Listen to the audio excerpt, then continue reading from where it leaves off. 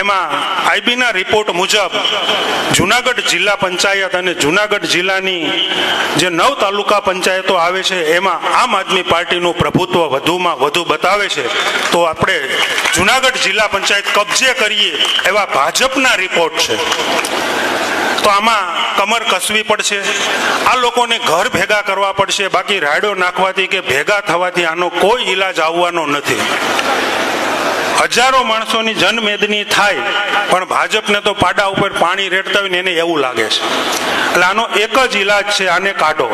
તાલુકા પંચાયત, જિલ્લા પંચાયત પાર્ટી ખૂબ સારી રીતે ચહેરાઓ ઓળખી સારા માણસોને, નિષ્ઠાવાન માણસોને, પ્રમાણિક માણસોને ટિકિટ આપવાનો પ્રયત્ન કરવાની છે.